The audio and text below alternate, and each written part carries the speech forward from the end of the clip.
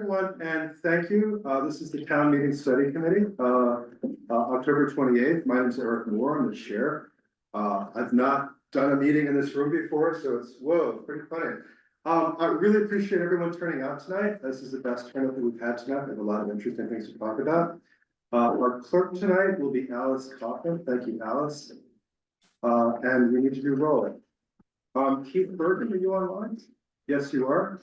Present. Hey, thank you, Keith. Katie Bresnick, Here. Kristen Haggerty, Here. Alex Kaufman, Here. Eric Moore, present, Parashar Patel. Here. Thank you. Phil Swain, said he may be late. And Chase Thompson, who is now actually a signed member of the committee, a sworn member. Chase, are you online? He said he'd be late as well, actually. Yeah, I know too. And, okay, and Eric Van Loon, here, thank you. First order of business, typically we take public comment for 15 minutes on topics that are not related to the agenda. So if you want to comment on privacy or comment on clickers, we have a lot of agenda around that. If there are other public comments, I'd welcome them. Please. And Yeah, Mary, come up to the Yeah. table, please. answer the microphone's okay? Yeah, Good. this is the microphone. 2 minutes, okay? Mary Wamberg, Hillside Avenue, West Concord. I'm going to mention that asking questions, I believe, is new. At the last town meeting, I went up to the microphone and I asked some questions. I didn't get any answers, so I'll stick to my comment is to go on record. That suggestion is, if anybody does use the question microphone, when they're done, if the town moderator would ask that person, have your questions been answered? Regardless of whether we get it yes or no, I think it would be nice to go on record that, yes, my questions were answered or no. With me, the first thing was that I had been at the meeting when the warrant article for the battery was discussed with the finance selectmen, blah, blah, blah. I heard that the first time. There were some questions that were asked by Henry Day that were kind of interesting. If it was a fire, how would it be put out? So I was concerned about that, did some research, called the light plant before town meeting, and they said, we will have the fire chief there that night to answer that question, Mary. Mine was, if we have to get the foam truck from Hanscom Field, how long would it take? Anyway, they said they would have the fire chief there to answer my question. When the town moderator asked the fire chief, Chief Judge, would you like to answer Mrs. Weinsberg's question? He just went, no. I see. Well, and so other things happen, and I won't take up the 2 minutes, but I'd like you all to know other things that weren't answered, like, did you ask the natural resources? No answer, didn't answer me that. And so all the things I had to go through to find out some of the answers, which I never did afterwards. And also it kind of it singled me out because certain elected officials in Concord, a very important elected official, came up to me outside down by Girard Park and got mad at me and saying, you were against the battery. And I said, no, I didn't say I was against it. I was asking questions. So I want to say what this leads to. That's not in your jurisdiction, what an elected official says to me afterwards. But I'll never do that again. Good, thank you. Thank you. I mean, I'll never ask questions. I again. know, You said I hear you. Thank you. Thank you. Any other general comments from the public? Dinas, please? Right, I guess I had a quick question first.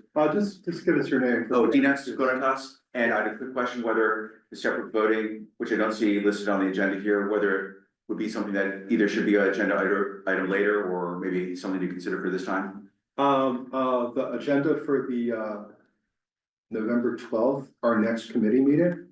We'll talk a lot about the relationship between deliberation and voting. So we're going to come back to your article. Okay. We're going to talk about I forget what else, but it's in that. And, Okay. We're going to talk about representative town meeting as part of that. Okay. With a slide that addresses sort of what the agenda for that meeting will be. Gotcha. So we're going to get. No, I really appreciate that. And my other comment is,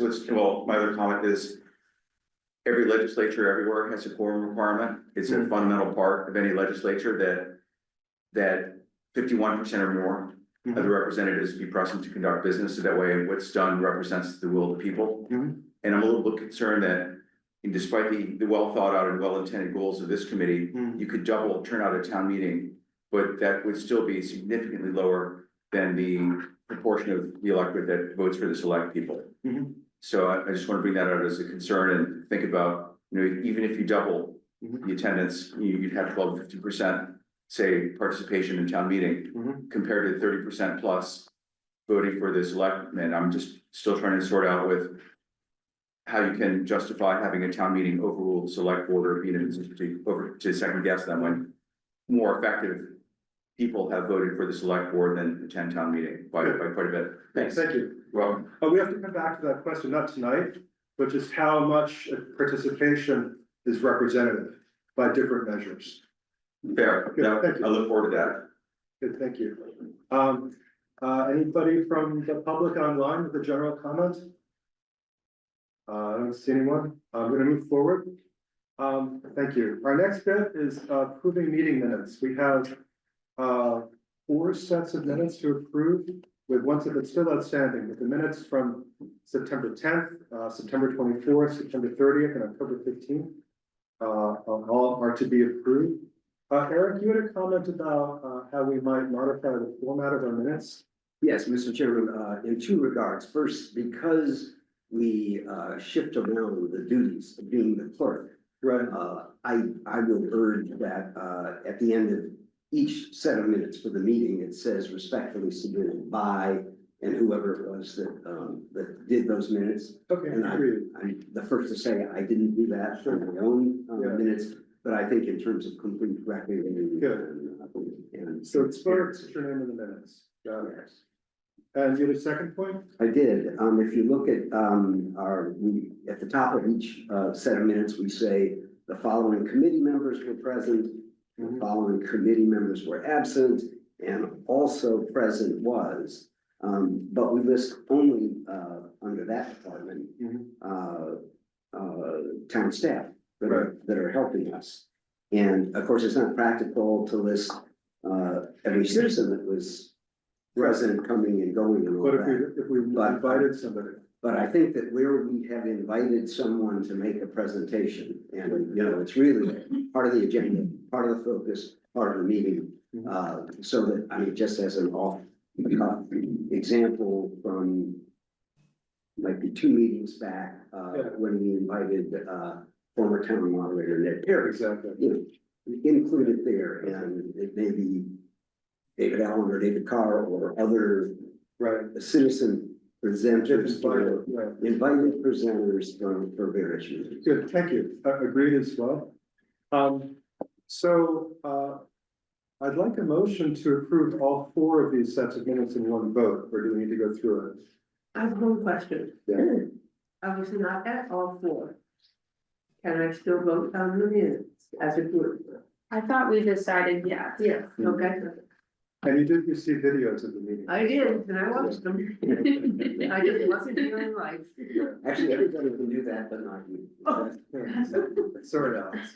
So, I'd like a motion to approve all 4 sets of minutes in one vote, please. Eric, before you take that motion, I think the first set of minutes talked about approving minutes from previous meetings that were dated 2004. So I think we just have to correct that to 2024. Okay, I'll find it. okay, and as well, it's okay if we do the Yep. updates for the, Yeah, that'll just be Okay. administrative. great. So I think we have a motion, but we're lacking a second. Cool, so this is a vote then to approve the meeting minutes, from September 10th, 2024, September 24th, 2024, September 30th, this year, 2024, and October 15th. So I'll go through and take, Keith Bergman, please, Aye. Katie Bresnick, please, Aye. Kristen Haggerty, please, I, Alice Coughlin, please. yes, Eric Moore, aye, Parashar Patel, please. Aye. Phil Swain is now here, Phil. Yes. I do not see Chase Thompson online yet, at his business meeting, and Eric Van Loon, please. Aye. Thank you, so approved. Moving forward, so where are we, chair's comments, so to speak? So tonight we're talking about secret ballot at town meeting or private voting, and clickers. I'll talk a bit about the survey. We have a public forum tomorrow night. We'll talk a little bit more about that later in the agenda. The meeting on November 12th, less effort to attend, separating deliberation and voting. This is discussion around referendum town meeting. Dina, that's what I'm calling the Australian ballot work. That's what New Hampshire uses. Representative town meeting, pros and cons about that, and citizen assemblies, which is something that's been promoted by Lawrence Messick, and I'll prepare the work for that. Monday the 25th, review of what we're going to go to the select board with. We'll be at, some of us will be at the select board in a second.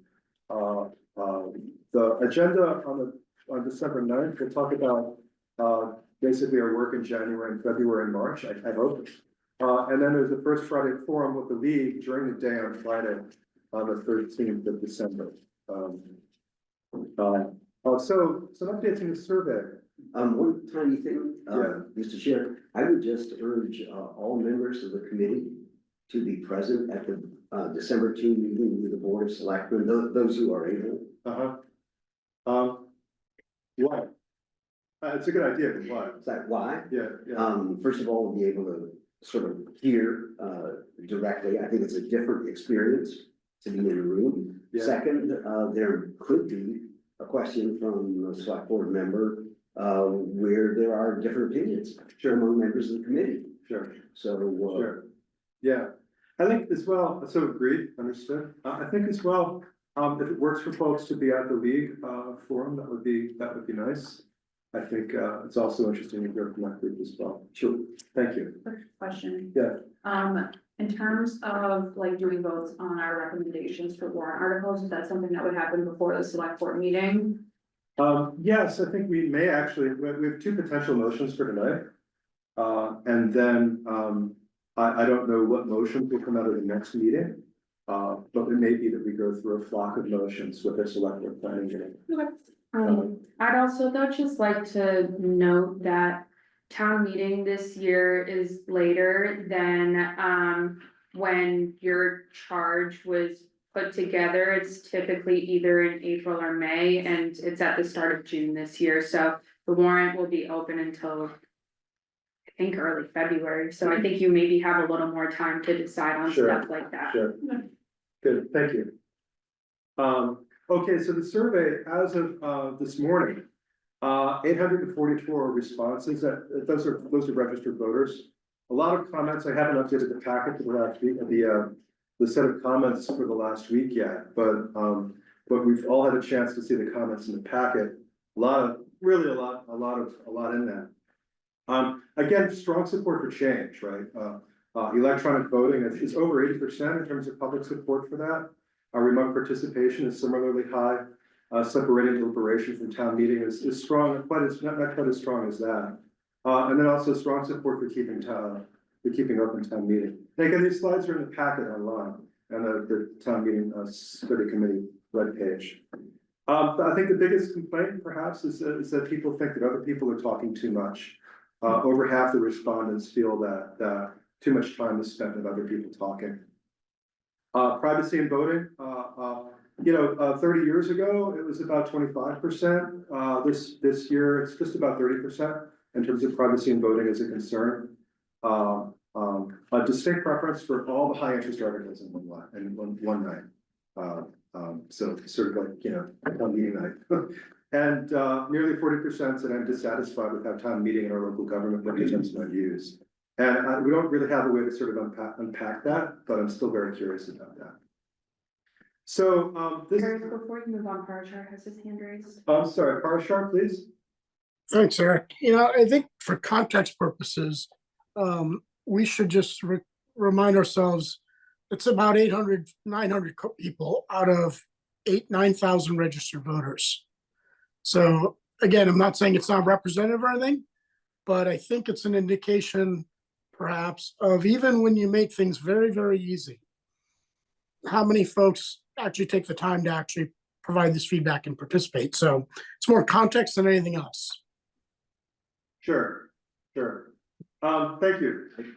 Yeah, Eric. I have a similar sort of take on perspective. For example, I personally feel that there's a strong argument, for remote participation. However, I was really struck by the percentage of people who put in their, comments, emphatic agreement with that, but appear to be completely unaware that this is a matter of state law. It's not something that this committee or our select board or our town meeting can change. And so I think we also need to keep in mind sort of the knowledge base as demonstrated by some of the comments. Sure, good, thank you. Can I ask a question? Let's get through this and we'll pick you up, okay? Yeah. So this is actually too small to see on the screen. I apologize for that. I didn't think about that in this setting. This is some detail about from the survey. I think I'll say that, top concerns, sessions end too late at night.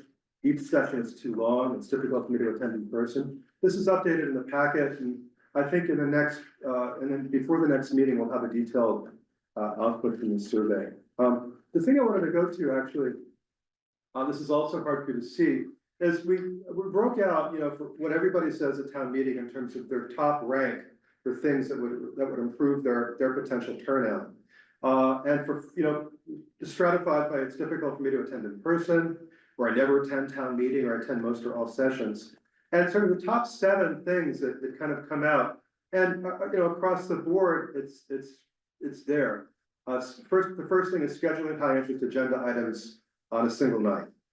The second is clearly define and encourage speaker norms. The third, shorten town meeting by deliberating on fewer agenda items, which is to say, a shorter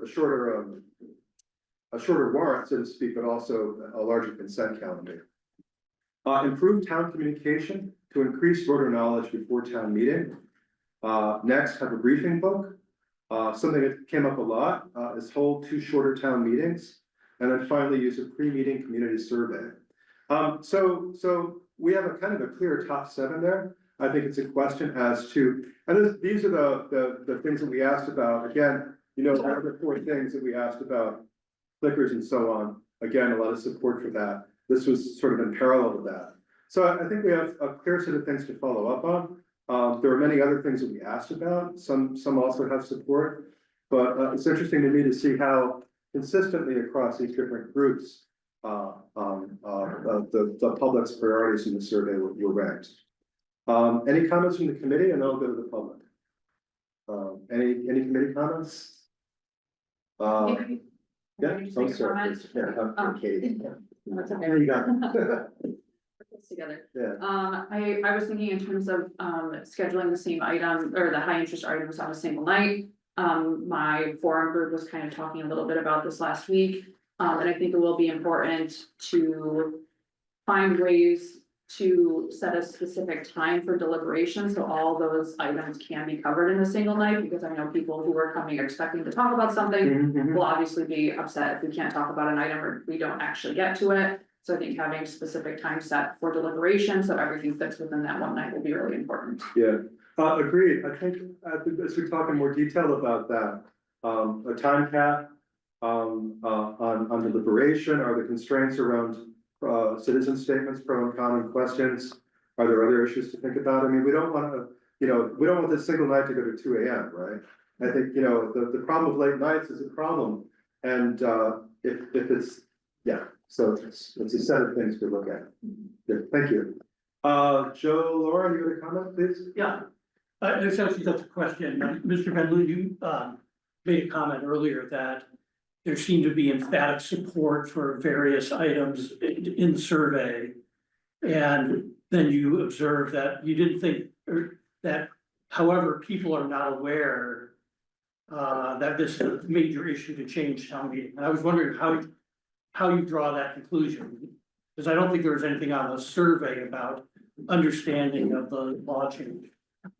It was partly the emphasis, partly the general tone of what was said, and sort of the notion that Concord already does this. We already have remote for our committee meetings and all the rest. we should have it for town meeting. And I think that belies in my mind, and honestly, over the years of being moderator and all the rest, I talked with a lot of people, many people, who I know firsthand did not have a clue. Got it. And when they would raise an issue like that, and I would say, it might be, I agree with you completely, we can't do it until we can get the legislature to change state law. That was like, totally new concept. to me. Got it, Yeah. okay. Yeah. We were careful with the survey questions, to say that state law will need to change in order for that to happen. Yeah, no, I agree, I wasn't sure, if that was your own observation or some date, there was some data that. Combination of both. Got it, okay. Then I just a comment, this might be a little bit naive, but, there was some support for, separating or for having less, deliberation. And we all know those go on and on. It seems to me, my experience is that, most folk come to town meeting, with their mind made up. And it doesn't matter if they listen for 3 hours of people fighting their particular argument, they're not gonna change their mind. In business meetings, I have started by saying, let's take a straw vote. And if it's overwhelmingly one way or the other, then you can say, is anyone here going to change their mind? If with people come up and make arguments, and oftentimes you have people say, no, you know what, my mind's made up. And I say it's naive, I wonder though if there's some form of that could be introduced to town meeting. So that we have debate and comment where it could really make a difference. And avoid it where people's minds are made up. Good, thank you. You're welcome. So can I just ask a question about that comment, which is an excellent suggestion? As really directed to Eric or to Carmen, could a moderator just incorporate that on some of these articles? At a straw vote at the beginning before the deliberation? First, it would be within the moderator's discretion, to do that. Right, But the meeting could override the moderator if it chose to do so. An alternative way to do that, and that I had suggested a while ago, is that on every item, there be pro con, an equal number.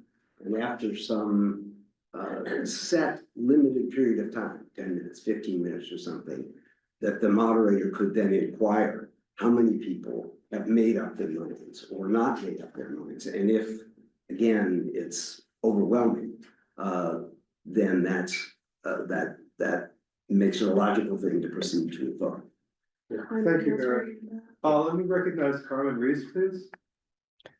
Thank you. So, one of the things that one has to think about, I think, in all majority rule situations is having some kind of mechanism to protect the rights of the minority and also to make sure that the minority doesn't feel railroaded, that they feel like they do have an opportunity to speak and to try to persuade others to think about it their way. Instead, that is, after all, kind of the nature of deliberation, is for people with opposing views to try to point out aspects of an issue that perhaps other people haven't thought about, or perhaps to recognize impacts that a particular decision will have on some segments of the community that other segments may not have been aware of. So I think one does have to tread carefully on this issue. Good, thank you. I'm gonna go to see a bunch of comments. I'm gonna go to Mark Martinez. Can I sit in the, Yes, please. Yeah,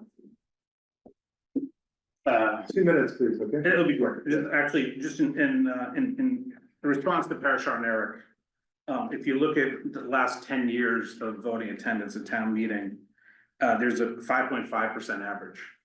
Which means that half of that, or 2.8%, roughly 400 voters can enact legislation. So in the context of us noting 900 seems to be a de minimis number, just note that there are, the formula business restriction, gas powered leaf blowers, there's all sorts of legislation being passed by significantly less than 900 voters. I think in some of those, it was, the vote was like 350, maybe to 200. So I would actually applaud the fact that, and the month's not over, by the way.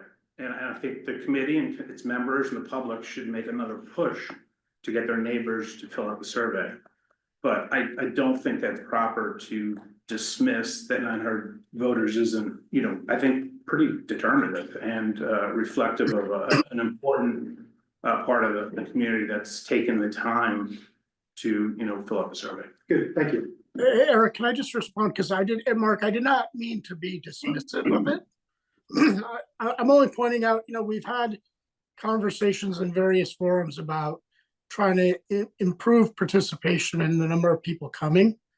And so I've always felt we ought to be realistic about how many of the registered voters we might actually get to attend when we make these changes.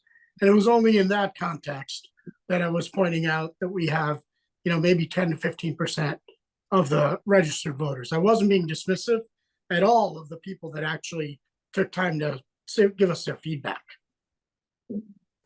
Good, thank you. Fair response? No. All right, thank you.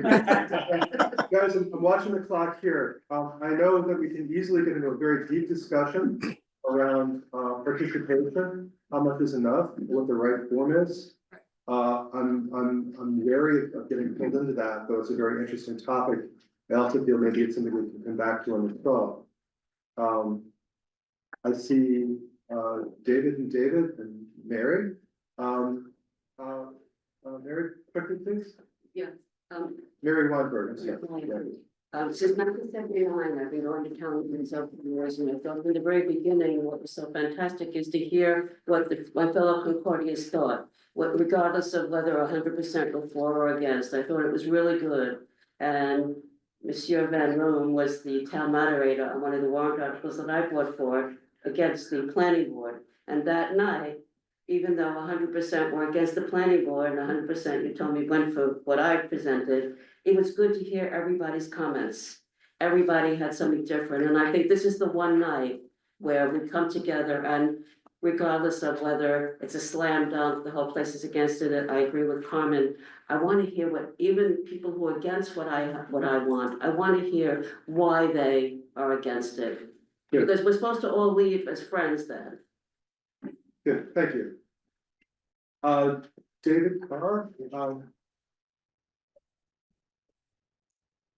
Okay, yeah, really quick, so I'll fess up, I think I was one of the people who said that other people talk too much. You didn't actually say people in general, you said other people, and I would have said even I had talked too much in the past, and I would have talked less. But that was the survey, and then I went to the focus groups. And there were a couple of people who disagreed with that thing, and I listened to them, and now I don't think I would answer the survey today the same way I answered it before going to the focus group. Which I think says something to the value of deliberation and before you vote. good, thank you. David Allen, please. David, are you good from there? I'm good if it works. Should go for it. Great. First, a couple of points of fact. What makes the legislature work is representativeness, not numbers who come. In fact, if you carry it to its extreme, if you sideload a town meeting with people with just one point of view, even though you got 1,000 there, Sure. you don't get the other points of view, you failed as a legislature. The criteria is not numbers of people who come. Lexington succeeds very nicely, thank you, with 200 people representing town meeting. The other point of fact is there are about 13,000 registered voters in Concord. So far, we're looking at a frankly quite a small percentage of those voters. The point that 10,000 active and the other 3,000 are I. sorry, this is very. Oh, sorry, 10,000 registered as active, There are 13,000 registered. voters, Yeah, yeah, Period, yeah, period. And it's not exactly that, yeah. it's, very close to that check, or had to do that. But I think the point that matters, is the sort of thing that both David and Mary have gone to.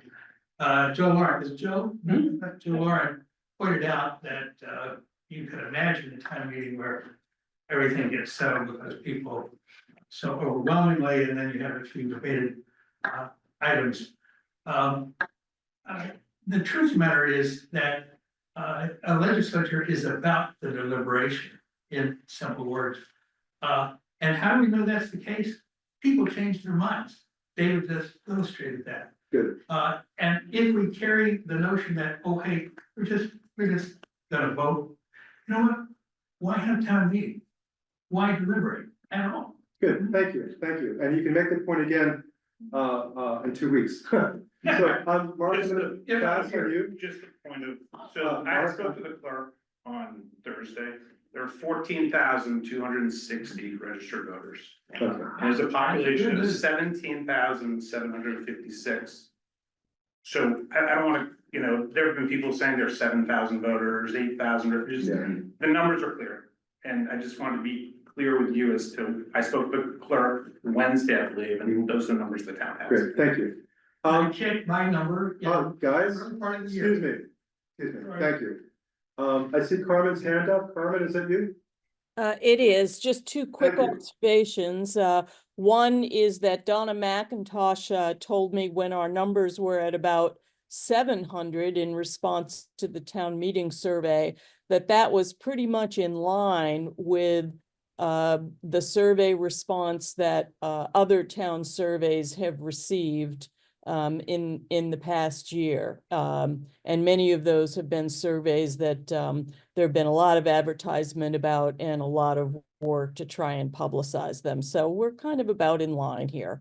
As a matter of fact, if anything, we maybe have a little better response than some of the other surveys have had. And the other thing that I will observe is that I just circulated today, and I'll thank Ned Perry for bringing this document to our attention. There was a statistical analysis that was done in 1997 by two Concord folks with mathematical formulas, et cetera, that endeavored to determine what a statistically reliable sample of voters would be in terms of size, depending on the number of registered voters that we have.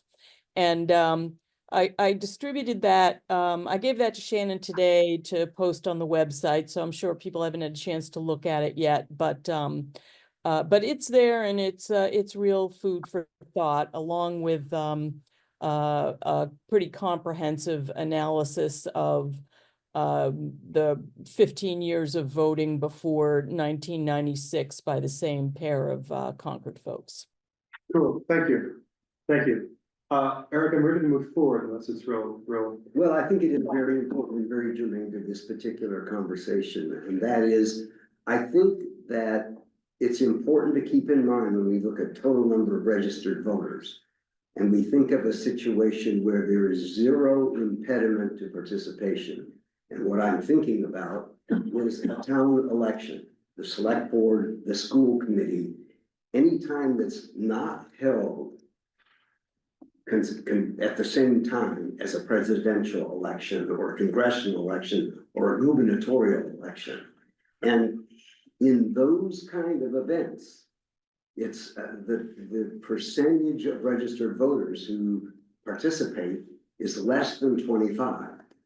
So, and we have statistics going back over several decades. So I think that when we think about what is representative, when there are no barriers, it's important to keep that as an additional marker in mind. It's not just 14,260. Good, moving forward, thank you, Eric. Very quickly, on tomorrow night's forum, it's Zoom based. Sorry, I'm using my big room voice, and you're right here. Sorry. My daughter calls it my car voice. So with respect to the breakout rooms and so on, are you good with that? Yep, Okay. it just is totally random. Yeah, great. Again, you know, this is a lot of meetings for us. Are, we expecting to be able, for the most of us, expect to be able to join that tomorrow evening? Yeah, good. Good, okay, thank you. Moving forward, and it's gonna be the same questions unless there's a strong objection to changing something. The only thing that I thought, and I thought last week's was great, thank you to the folks that came, and it was great to hear one of the participants. Like. See the value of dialogue and deliberation. The only thing that I was thinking is, are we getting enough kind of the analysis of that question, what would make town meeting better? I don't know if we got to that, we kind of talked about barriers or different things like that, but I think some of the things we got to was, well, it's the best of the not great alternatives of the meeting. Which I think is, yeah, so I don't know. What would make things better? I think still focus on that, but it was hard to get to it. Okay. Maybe even just like a brainstorm, like list of ideas, like things came up in people's minds. Yeah, let me give you an example. You know, when we talk about getting parents of school age kids there. So what would make it a better, well, it's not neither of those questions. Necessarily, because it's not a better experience, it's more like the barrier. But the answer isn't, you know, bring your young kids at 7 o'clock. So what is the answer? Like what, and if the answer is remote voting, then we say, okay, we can't do that yet. So Right. what is the answer now? I guess that's what I'm wondering if it's Sure. just, because seeing the, being informed by the survey responses and to Eric's point, you know, making sure people know, that's great, we can shoot towards remote, you know, participation in the future, but, you know, in the interim, what would you say for the next few years would Sure. be better? So I think about recommendations coming from us in terms of phases or milestones. There is what might happen in time for town meeting this year, town meeting 25. Both in terms of what could go into the warrant and in terms of what procedures either the staff or the select board or constituent boards and committees or the moderator might be able to deploy in time for town meeting 25. There are things that could happen in the next couple of years that don't require a legislative, you know, home rule approval from a home rule petition. And then there are things that are contingent on that. Should we choose to pursue them, would be sort of a step 3. So I think that as we talk about what we recommend and what we want to do and so on, and what's possible, I think to be really clear about now, middle and hypothetical is going to be big. So, thank you. Moving forward. Oh, right, so this is some of the stuff we talked about. I'm not gonna get into this tonight. I think we're gonna come back when we talk about mixing up deliberation and voting on the 12th. I think I'll come back to this material. It's simply a reflection on how the public is looking at deliberation is very different than I think the traditionalist view of town meeting. And personally, I'm trying to figure it out, understand that, but I think ultimately we're responsible to be responsive to the public, and even if it's not super clear. Okay, so moving forward, private voting and open town meeting. So I frame this as, so there's a lot in the packet, right? There's the brief that I prepared on private voting. Scott Gillis has material in the packet, David Allen, the contribution.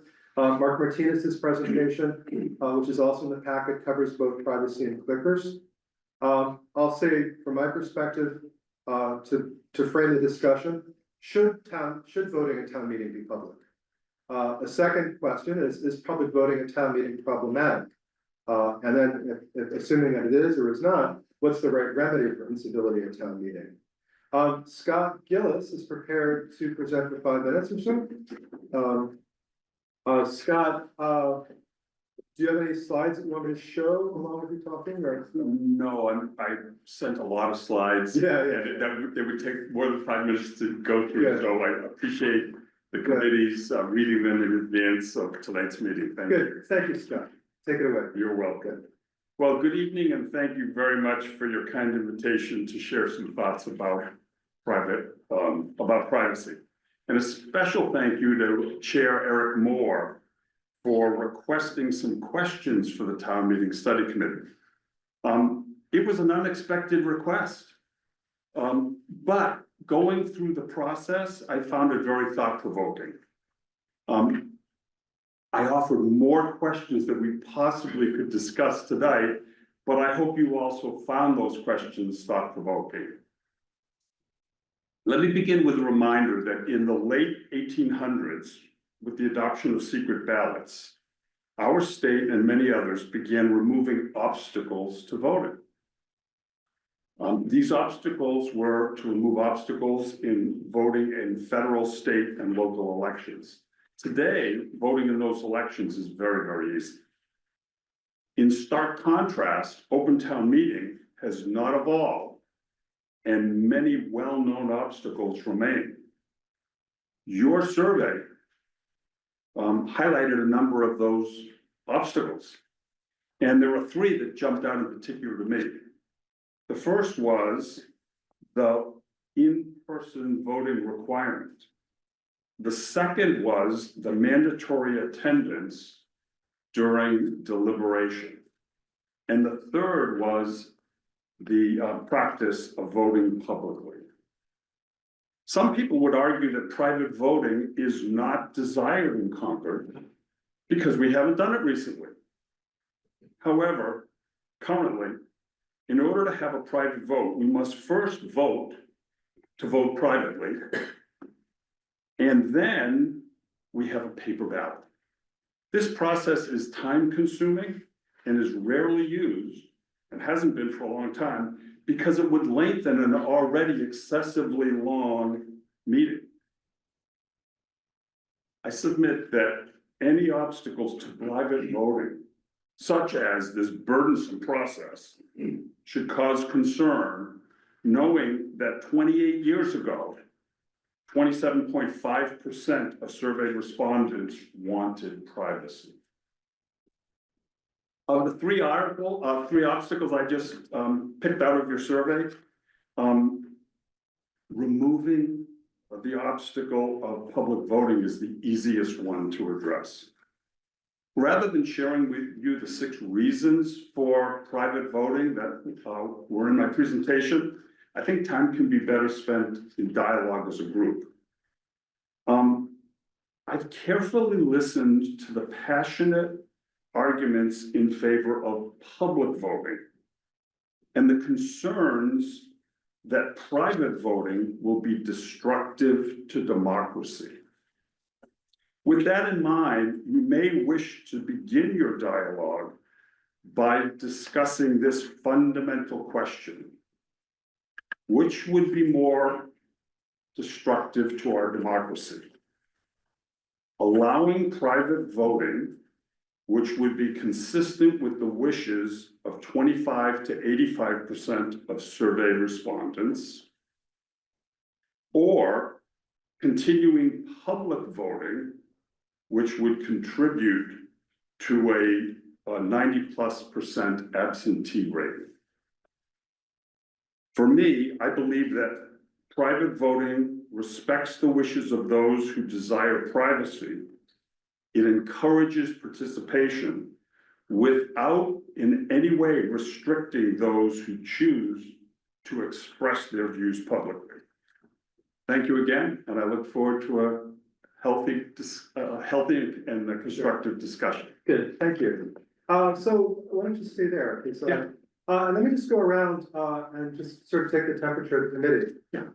In terms of, if I may just go around the table and see, what thought you've given to the matter at hand, so to speak, what questions you have. And for if not Scott, for the committee or to consider. And let's sort of build a list of things to build out our discussion here. Alice, if I could start with you.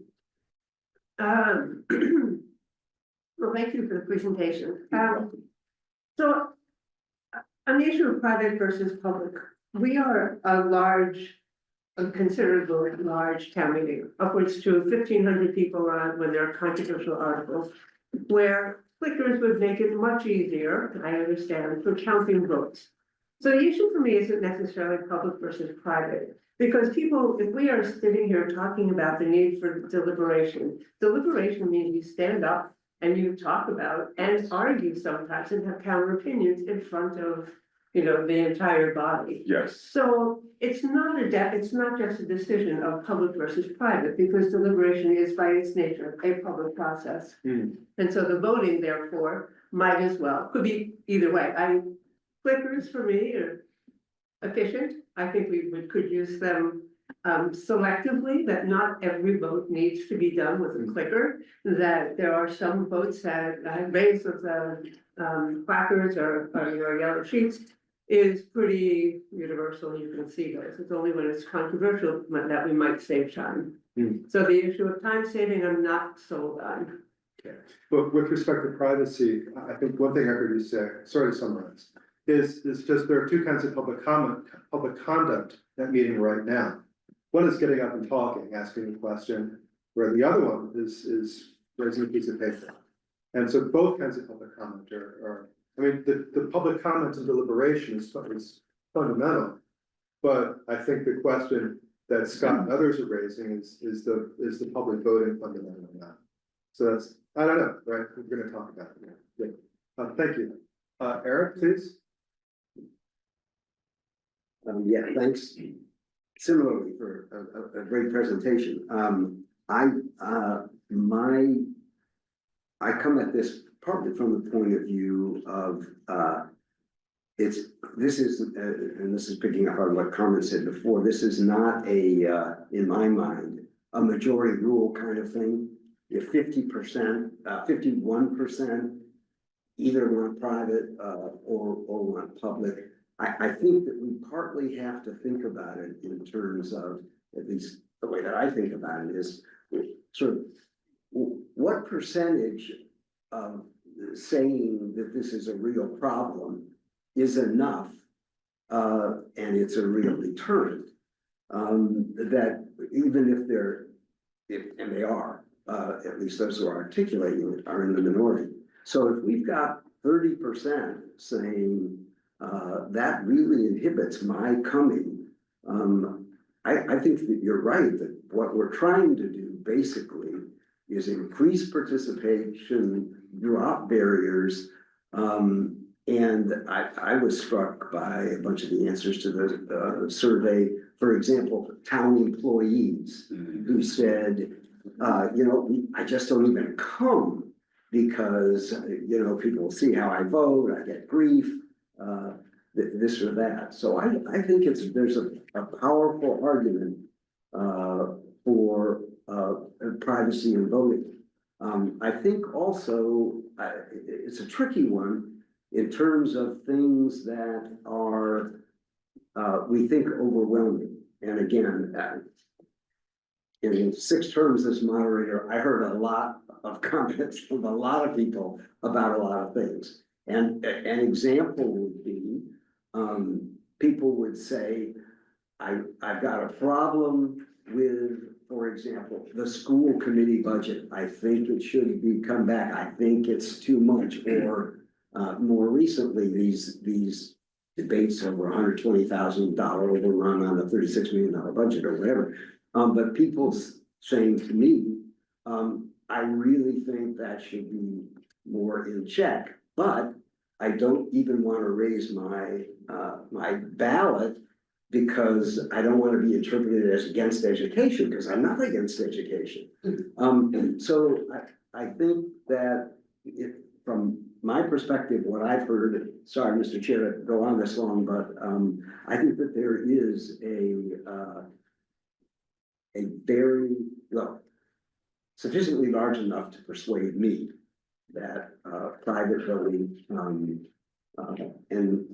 I agree with sort of the procedural motion that in order to have a private vote, you have to raise your hand and say we want a private vote, and then have a debate over whether this should be a private vote. I mean, that is, I think, a dysfunction in town meeting. Thank you, Eric. Kristen, please.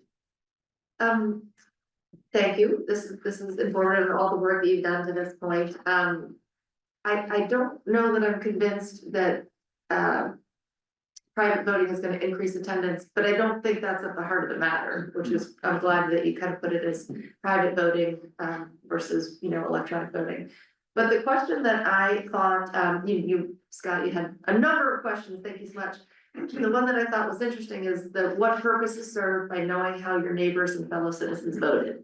And I know my answer, and I don't necessarily think about it on a one-by-one basis necessarily, but sometimes it's good for me to know, like, you thought differently than me, tell me why, and I understand that that's probably not how everybody thinks. But I do think that's kind of at the heart of the matter is, so, thank you. Good, thank you. Katie Bresman, please. Yeah, so I thank you for coming. I feel like I've learned so much from you and your thoughts on town meeting over time. I've waffled back and forth a lot on this topic, mostly because my main concern as a parent of young children is the amount of time meeting takes. I'm not convinced that it will make meetings shorter, and I'd be curious to hear from the moderators if in Concord, I did see the data on Wayland, how it has cut down their meeting, but they do seem to vote differently. I'm curious in Concord if the moderators believe that would actually cut down on meeting time. Well, it's a quicker question there, right? Yes. Yeah. So for me, privacy is less of an issue, although it does clearly matter to people who are responding to our survey. I also don't know that this really would affect attendance, like you said, so I was actually trying to open up one of the survey questions to see if I can do a cross tab by people who never attend and because they're uncomfortable about voting in public, to see what number that is and whether maybe it's people who are usually attending who are uncomfortable or whether it actually is those never attenders. But ultimately, one of the things that I have thought about, well, I think people should generally be able to stand by their votes, like if you're voting a certain way, I think you should feel confident in your stance and your opinion on it. And if you are not, maybe there's something to think about, but one thing that really spoke to me is when the woman from the DEI committee, I'm speaking to you, aren't you on that committee as well? The person who came and talked about, some people feeling uncomfortable with their votes, and I think specifically maybe like women in the community may not feel comfortable voting maybe with their partner, which is unfortunate, but that's something that happens. And so I was thinking along those lines where we do want everyone to feel comfortable, and if this does make some people more comfortable expressing their viewpoint and really standing behind their own thoughts on it and having to do that privately, then it's something that we should do. Good, thank you. I just wanted to clarify, I think you were referring to Elizabeth Moore, who's not a member of the DEI committee, but had been at that Oh, meeting is that and you? was relating a comment. Spoke to me, Yeah, yes. So thank you for that comment. yeah, good, thank you. I'm gonna go to, Phil Swain, and then I'll go to Keith and Parashar online. Phil, please. Okay, so, it depends on, private voting depends on whether it's done by clickers or the very cumbersome process that you've described. And by the way, another problem with that cumbersome process is I've seen it be used to manipulate a meeting, to extend a meeting strategically by asking for a private vote. So I think it's a problem. If we can do private voting by clicker, the added efficiency outweighs any advantage, at least for me, to seeing how your neighbors voted. I think that's the most important thing, is the efficiency. Good, thank you. Keith, I'm sorry, right here. Keith Bergman, please. Yeah, thanks very much. In fact, I would echo the comment just made regarding clickers and the efficiency, because while I was a town manager for many years, and while none of the communities I worked for had clickers, I'm on Nantucket today. I've been watching Nantucket town meetings with clickers for years and years, and it genuinely moves the meeting along and gives a high level of confidence in what the vote is. And you compare that, and I can compare that with my own experience in Littleton as their town administrator. it takes longer, even if it's a counted vote and you have tellers and they're counting people in the audience, that can easily take 20 minutes. And if you force a written ballot, a secret ballot, that I've seen that take 90 minutes to 2 hours out of a Sure. town meeting. And So right Keith, through the clickers work. And in my reading through, 40 pages of comments from the survey, looks like an awful lot of people are interested in pursuing that. And so I think we ought to give it a try. So thank you, Keith. With respect to privacy in Nantucket town meeting, do you see any difference in, they're two different communities, right? Nantucket and Concord, and Littleton as well, 3 different communities. Do you see any loss in terms of the quote unquote democratic process or the character of deliberation or any comity, so to speak, with respect to Nantucket compared to Concord? Hard comparison to make. Yeah, and I'll also add 17 years in Provincetown as the town manager, probably the most wild and woolly town meetings you'll ever go to. No one was shy about their opinions, and or would put up with not knowing how everyone else voted. But we didn't do clickers in Provincetown. They do them very well in Nantucket, and I think it's worth a shot in Concord. So you don't see, I'm trying not to lead you, but I just want to get a yes or no from you in a way. You don't see a loss for town meeting with privacy here?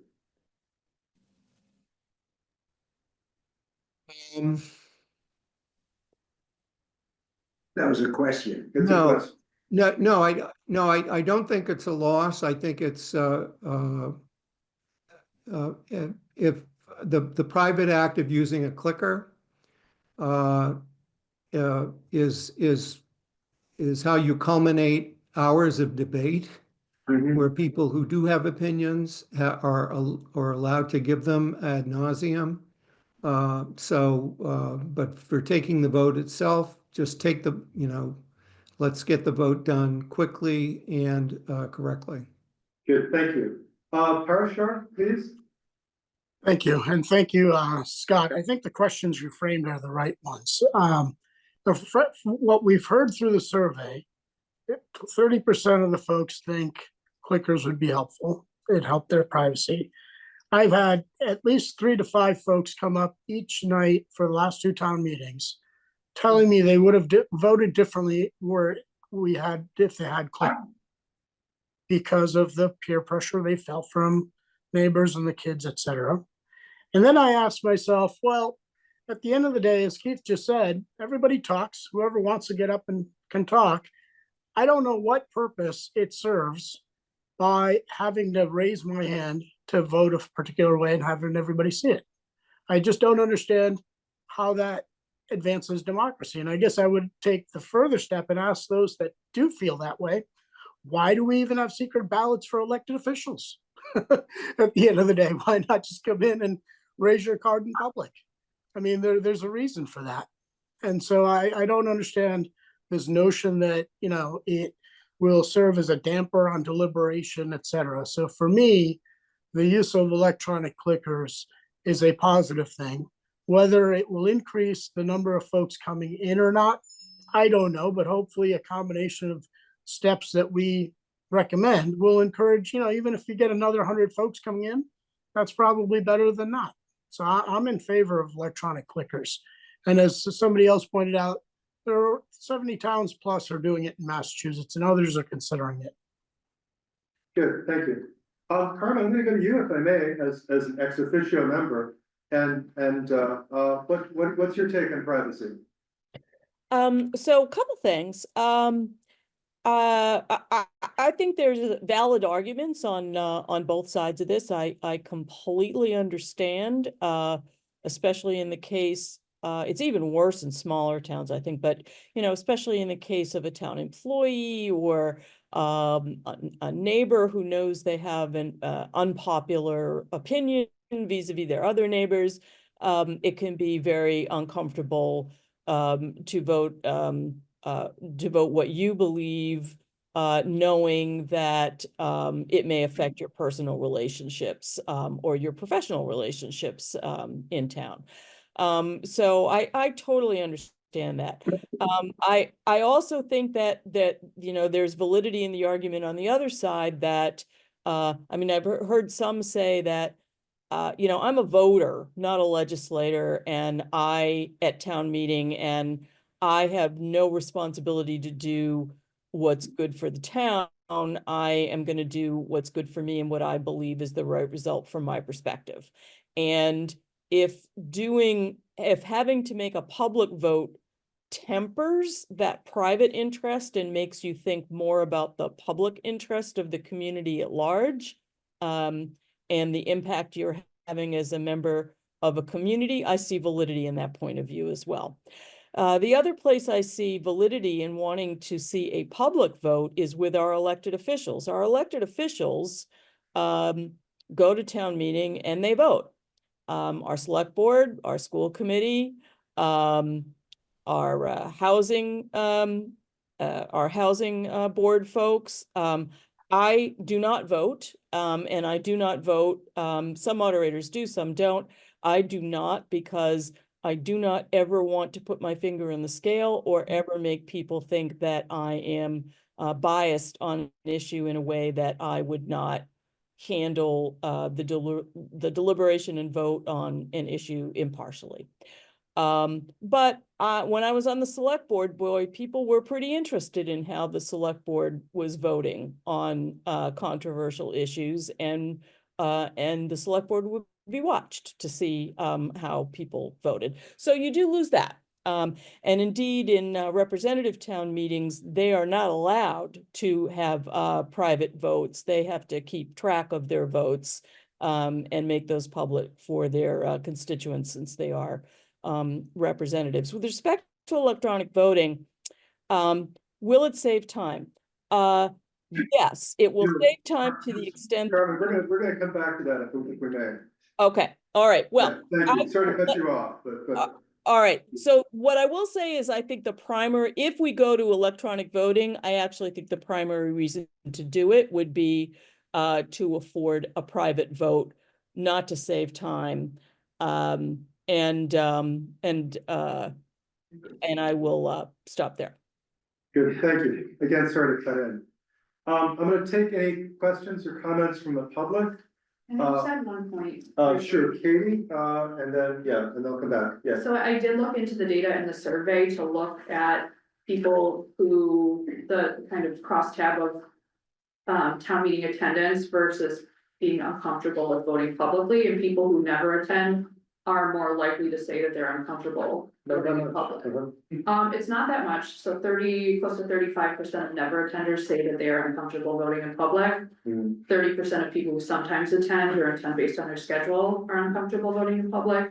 People who always attend, it's around 12%, so it's much different than. That's a big difference, yeah. Yes. The 96 data didn't show an effect that way, as we recall. So it could impact attendance slightly. Yeah. So, and maybe I could clarify an earlier point, because I have been talking about electronic voting. I think the time is the most important issue for a lot of people in town, and if we were to do private voting, not using electronic, and it did increase the time of town meeting dramatically, I would not be in favor of doing that. And I don't think the town would be, the town's people would either. Understood, okay, thank you. Let me go to the public. Marcus, so your hand first. And then I'll look for more hands as well. 2 minutes. So yesterday was a slow day for me. I actually read an article, an intellectual article on the webpage entitled "Why Deliberation and Voting Belong Together."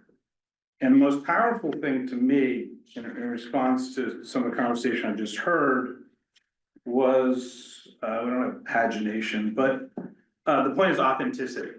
And let me just read a few sentences here. In speech, people often minimize disagreement for the sake of social approval. Faced with others, it can be difficult to voice perspectives or opinions that go against the group, not least of because disapproval or even social ostracism.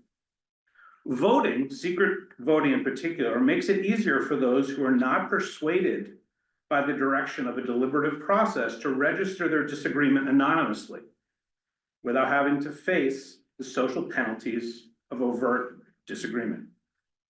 Voting can be used to ensure that deliberation does not fall prey to false consensus. That's a pretty cool point. I'll read it again. Voting can be used. It was good. You don't need to do it again. No, I'd like to write it down. Do you want to hear it, Eric? Yes, please. So, vote, this is, I wish I had a page here, page 5 maybe, but it's the Chambers and Warren article. Voting can be used to ensure that deliberation does not fall prey to false consensus. Last sentence, I promise. Secret votes in particular can signal to a group that what may have appeared as movement toward consensus is not, in fact, authentic. That the consensus is a falsehood, dependent upon the silence of those who disagree. Let me read that again. But it's a great point. So for me, authenticity is a massive point. Good. And privacy for me fosters authenticity. And without authenticity, I think the credibility of some of these votes is in question. Good. Privacy fosters authenticity. Very nice input. Thank you. Mary Weinberg, please. That's it for you. One thing nobody's mentioned, I've been here 45 years, and what I feel is that privacy and non-privacy, that so many people are not civically engaged in this town. 45 years, almost 80 years old, and you can take my litmus test. How many people don't know that this is where the selectmen meet? How many people don't know we have a second floor in the townhouse? How many people, few have asked me, where is the townhouse? A few have acknowledged they've been to the town clerk's office. I'm telling you that voting secretly or not secretly, this town is not civically engaged. It's always the same group. So nobody brought it up, and Eric knows I always bring up something that nobody brought up. And I think this is true, Good. Thank you. which is where our problem is. Good. David Carr, I want to get back to you because you had your hand up a while ago. Yeah, but then it was on the subject of time, and I think you want to handle that later. Yeah, I do. It's all right. David Allen, did you have your hand up? I did. Yeah. I said, and Katie asked key question. From my view, Kristen asked, so why does it matter that the vote is public? So, we notice we're in a society, we're about to face an election where there's such an incredible divide. Folks can't talk to each other. Well, we got a problem there. How is democracy working when it does work?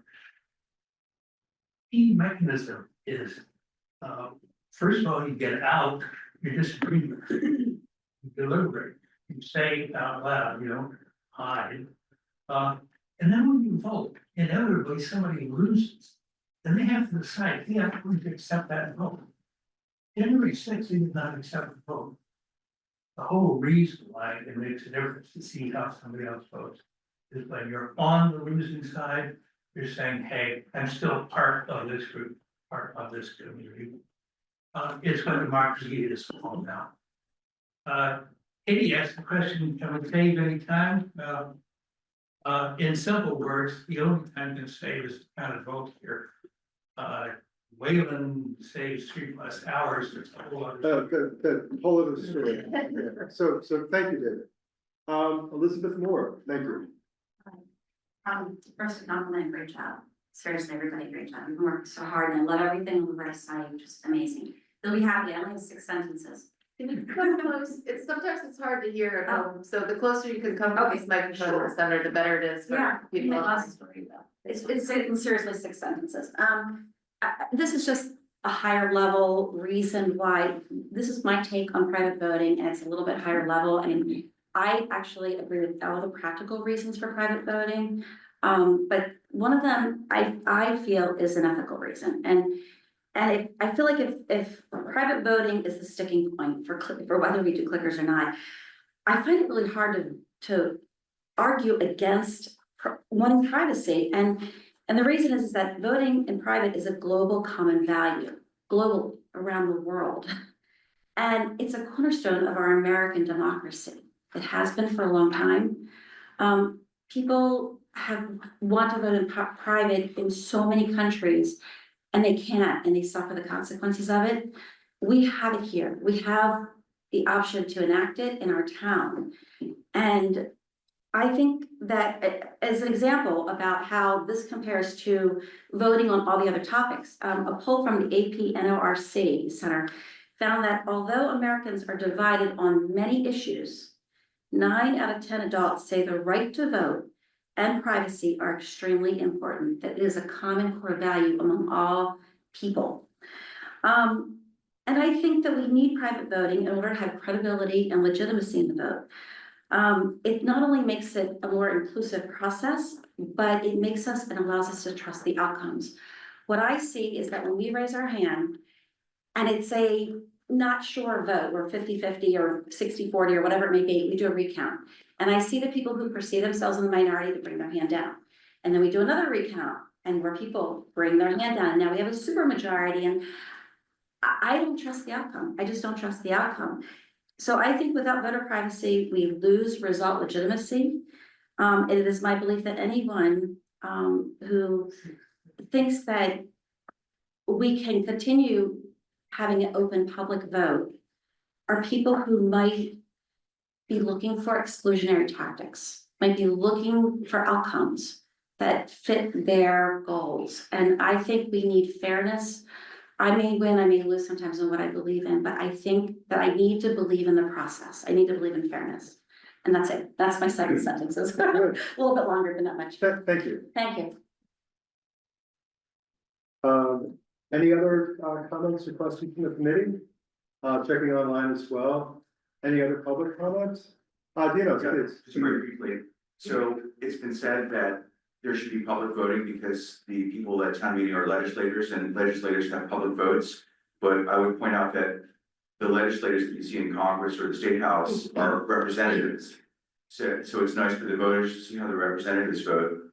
And yet, a lot of times they have voice votes, which are not recorded, just the same way when we vote, those votes, although they're public, are also not recorded. So it would be nice actually to see what the numbers are going on, like for the leaf blower vote, which was recorded, but for practically all the other votes are not recorded, even though there's no privacy accorded to that. Good, gotcha, thank you. I have an opinion too. So I think, so thank you, everyone. This is really good. And I appreciate everyone's contributions here.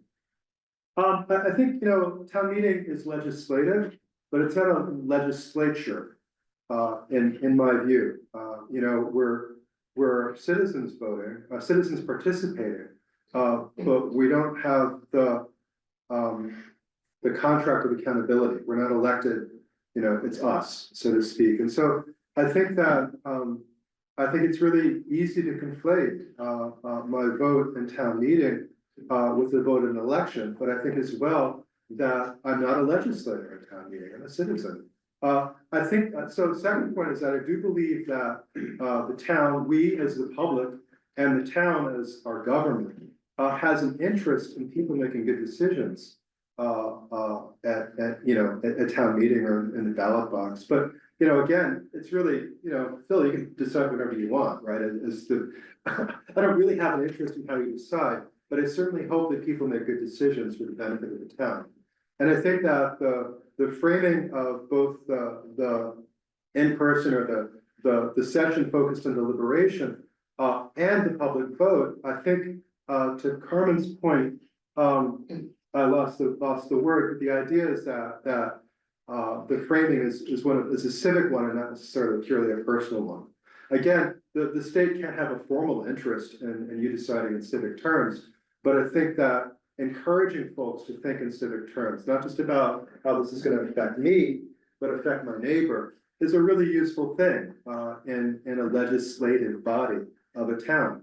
So I think there is an interest in people making good quality decisions that are broadly based, but I can't identify a state interest in knowing how you voted. I don't see it. Seen and read the arguments around, that it's intimidating. I think part of it is that, the problems relate to a lack of trust and a lack of respect. I mean, Scott, I don't know you, right, but we may disagree on a lot of things, but it's okay, right? But in a different circumstance, I'm aware of, people have really been held, their businesses have been affected by how they voted at town meeting. And I'm not sure that I'm okay with that. And if I could just talk about us disagreeing, yes, we can disagree Yeah. civilly. But we choose whether we want to have that discussion, potential confrontation about, not about each other, but about an issue. Yeah. When it comes to voting, right now, with required public voting, if you will, we don't have a choice of opting out of revealing our position. Right. So you and I can disagree, or we can choose not to talk about it. Right. If public voting is a requirement, the large percentage of people who are uncomfortable voting publicly, we sort of disrespect their wishes, we ignore them, and we have, Eric Van Loon's point, maybe 27.5% in 1996 was enough to say we should have paid attention to those people and respected their wishes. Good, thank you. I see Parashar Patel online, Parashar, and then I'll go to Pamela Dritt after you. Thanks. Parashar, please. I just want to reiterate what Scott just said. It's actually worse. It's actually disenfranchising. Because they, as Scott rightly pointed out, they have two choices. Not voting, which in essence we're disenfranchising them on the spot for that vote, or raising their hand and becoming very uncomfortable. So I completely agree, Scott, with your point, but I would just say it's actually even worse than you made it out to be. Pamela, thank you. Pamela Dritt, please. Thank you, 13 Concord Green. I respect people's desire for privacy. However, democracy dies in darkness. The only way you can feel comfortable standing up for your beliefs publicly is to do it and realize that your neighbors are not your enemies and they will not retaliate against you. In fact, you are more likely to get retaliation by doing it secretly, because then you have to worry about your neighbors finding out what you did. Openness and standing up and speaking your beliefs is a very important part of democracy. This is a slippery slope. Right now, our state legislature doesn't record votes. So it means that we cannot hold our legislators responsible. Now in town meeting, we don't have that problem. We see how people feel. I don't think that the highest priority should be making everyone comfortable. Our highest priority should be transparent and civic action. I may disagree with what someone says, but I defend their right to believe it. They have a right to vote however they please. And one of the benefits of public voting is that we can have discussions with people who don't agree with us. Good. And there Thank you, isn't Shannon. anywhere else in our life that is expected and allowed. How many times have you had a conversation with somebody and they don't want to talk about it? As soon as they find out you might disagree. Whereas town meeting is a place where that is safe. And I think if we do not have open voting, except I mean, when has it ever been a problem? If we give up this right, it's hard to get it back. Good, thank you.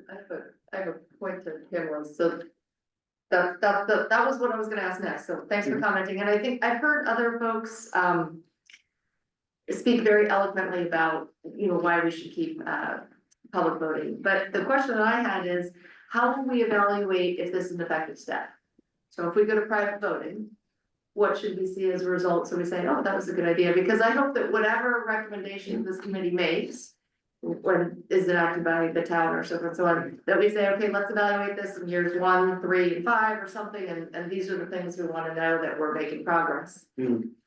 So we don't have to decide tonight, but I would certainly like to consider it. I think it's unlikely we're gonna see, but we'll probably do a number of things at the same time, right? We might try 2 or 3 Yeah. recommendations, so you're not gonna know independently which is it, but, you know, if we make recommendations and then there's no appreciably larger number of attendees, we'll be back to this drawing board, you know, and Well, I think, so thank you. and Yeah. this one in Yeah. particular, I do think is gonna result in more attendees, but how will we know if people are more? So thank you. I think, so the question for me is, should voting in town meeting be public? Okay. And so we're gonna have a motion on that. I think the question you raised, what are we trying to accomplish with this? And how do we know that we've accomplished that? It's really valid.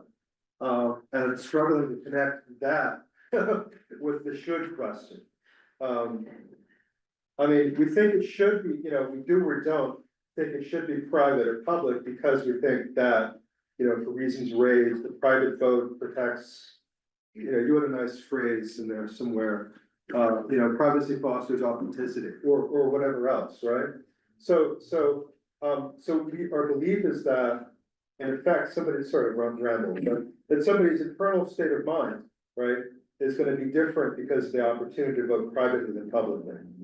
And that, we expect that perhaps because my internal state of mind is no longer sort of quenched by the embarrassment of voting publicly, that I might vote differently.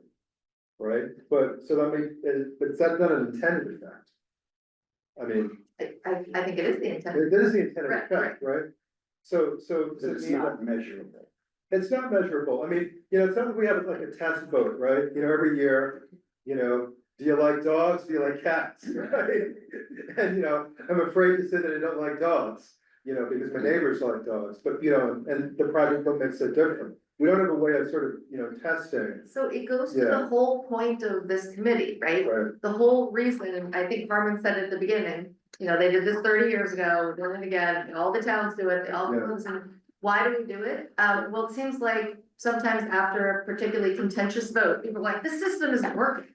Right. It's not representative and things like that. And then, you know, make some small changes, but I mean, it seems to be, or the town meeting isn't working or is representative as a reaction to something, so, that's why I'm saying it's related to this point, So I'll get you in a second. So is it that every year, there's a survey from town meeting that partly assesses? I don't know if that's Carmen, but Oh, there is the little outgoing survey. Yeah, so maybe that's something we try to measure every year, is your satisfaction with your integrity, as it were. Parsha, let me go to Katie and then to you, please. Yes, oh, sorry. Katie, Yes, please? I think to your point, I don't really think this is going to be measurable. I think to get back to the remit of our committee, making town meeting more responsive, efficient, inclusive and efficient. I think it does make us potentially responsive and inclusive because we are listening to the community and their clear interest in having privacy. And including those people who do feel strongly that that is a need of theirs. But I don't think it will be measurable, but I do think it is aligned with our remit. Good, thank you. Parashar, please? Yeah, I was gonna say something similar. I mean, at the end of the day, if we, go back to the 3 or 4 fundamentals we had, inclusiveness, responsive, representative, we're gonna take a number of steps. They're gonna be interrelated. Hopefully, we increase participation.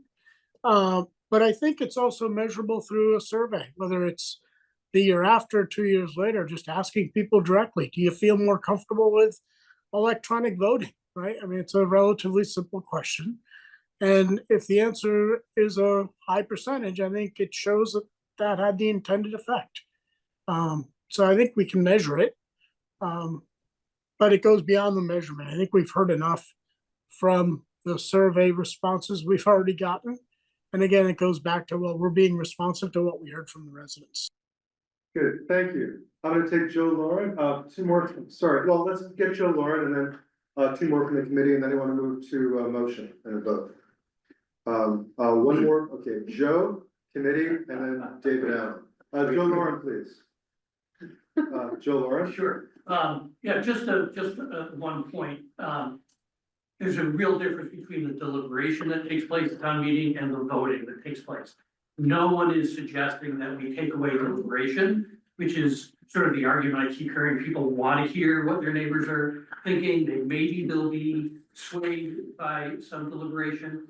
No one's suggesting that go away. It's the only thing change here would be in the voting itself would be private. Yes, Good, thank you. All right.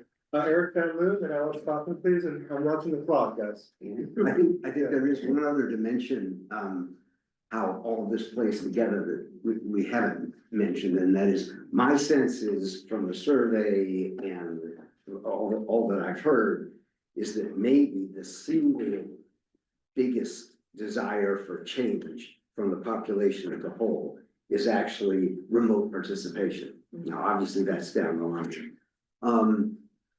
Stop and think about how that might be affected if the idea was that remote voting had to be public, had to be set up in such a way that as opposed to, I sit at home, I listen, maybe I participate in the discussion, but then I vote from home. And I think it would really complicate things if we were trying to technologically and otherwise have remote participation and a requirement of public. Thank you. Alice Kaufman, please. So I just want to say, knowing what we're doing and why we're making the decisions, we ought to be able to set the construct so that we know why we would vote in one way or another about the use of clickers. If the idea is that we are increasing participation and numbers is what we have to show, I don't think we can do that if we make more than one change at a time at town meeting. We're already making, we have talked about numerous changes to town meeting that would make it more streamlined, more efficient, new constraints on speakers. So we didn't actually know whether the clickers was the thing that did it or having all of the citizen petitions on one day. Sure, fair enough, fair enough. David? Yeah, So, I just, David Carr. thought we were gonna get to time and. We haven't started talking about clickers yet. I'm trying to conclude our conversation in privacy with Okay, a vote so we can move on to clickers. okay, I was trying, okay. Yeah, I good. didn't understand what you were voting on. Sorry. Thank you. David Allen, please. Thanks. Your last word. We're legislating, to use the term. How's it supposed to work? It's supposed to work that we bring out the difference among us. And then we make a choice. We responded to Kristen Ray and Megan. But it's really bringing out the differences. And only if we bring out the differences does democracy actually work.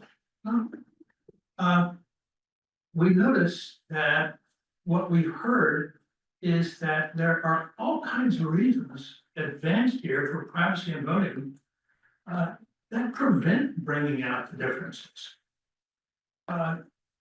We're talking about authenticity. authenticity is, if we don't enable those human foibles, we don't put a Band-Aid, a clicker Band-Aid on the problems that humans have, but we actually have our town meeting the capacity to do what a democracy might. Just building on what Hamlet said.